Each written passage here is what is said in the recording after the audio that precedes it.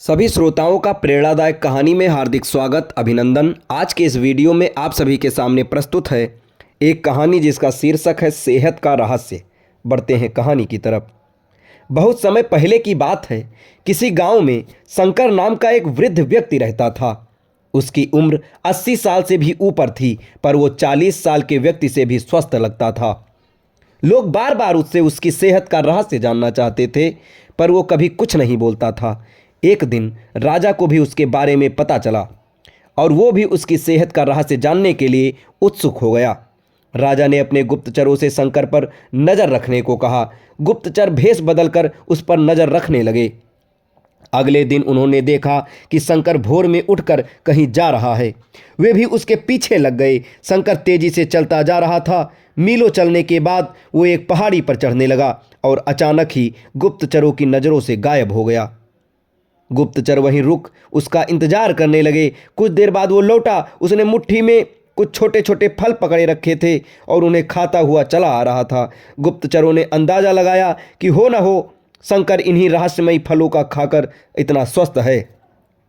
अगले दिन दरबार में उन्होंने राजा को सारा किस्सा कह सुनाया। राजा ने उस पहाड़ी पर जाकर उन फलों का पता लगाने का आदेश दिया, पर बहुत खोजबीन करने के बाद भी कोई ऐसा असाधारण फल वहां नहीं दिखा।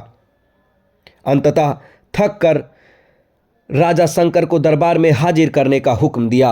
राजा शंकर, इस उम्र में भी तुम्हारी इतनी अच्छी सेहत देखकर हम प्रसन्न हैं। बताओ तुम्हारी सेहत का रहस्य क्या है? शंकर कुछ देर सोचता रहा और फिर बोला, महाराज, मैं रोज पहाड़ी पर जाकर एक रहस्यमयी फल खाता हूँ, वही मेरी सेहत का रहस्य है। ठीक है, चलो हमें भी वहाँ ले चलो और दिखाओ वो कौन सा फल है। सभी लोग पहाड़ी की ओर चल दिए। वहाँ पहुंचकर शंकर उन्हें एक बेर के पेड़ के पास ले गया और उसके फलों को दिखाते हुए बोला, हुजूर, यही वो फल है जिसे मैं रोज खाता हूँ। राजा क्रोधित होते हुए बोले, तुम्हें हम मूर्ख दिखते हैं क्या? ये फल हर रोज हजारों लोग खाते हैं, पर सभी तुम्हारी तरह सेहतमंद क्यों नहीं हैं? शंकर विनम्रता से बोला, महाराज, हर रोज हजारों लोग जो फल खाते हैं वो बेर का फल होता है, पर मैं जो फल खाता हूँ वो सिर्फ बेर का फल नहीं होता, वो मेरी मेहनत का फल होता है। इसे खाने के लिए मैं रोज़ सुबह 10 मील पैदल चलता हूँ, जिससे मेरे शरीर की अच्छी वर्जिश होती है और सुबह की स्वच्छ हवा मेरे लिए जड़ी बूटियों का काम करती है। बस यही मेरी सेहत का रहस्य है। राजा शंकर की बात समझ चुके थे। उन्होंने शंकर को स्वर्ण मुद्राएं देते हुए सम्मानित किया और अपनी प्रजा को भी शारीरिक श्रम करने की नसीहत दी। दोस्तों, आज टेक्नोलॉजी ने हमारी ज़िंदगी बिल्कुल आसान बना दी है।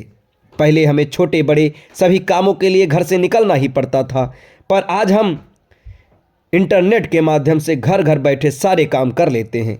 ऐसे में जो थोड़ा बहुत फिजिकल एक्टिविटी के मौके होते थे वो भी खत्म होते जा रहे हैं और इसका असर हमारी सेहत पर भी साफ दिखता है।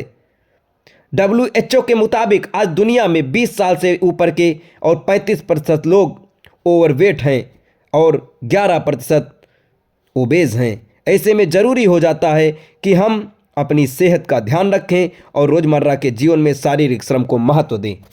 ये कहानी आपको कैसी लगी दोस्तों? कमेंट बॉक्स में ज़रूर बताएं और ऐसी ही ढेर सारी कहानियों के लिए हमारे चैनल को सब्सक्राइब करें। धन्यवाद।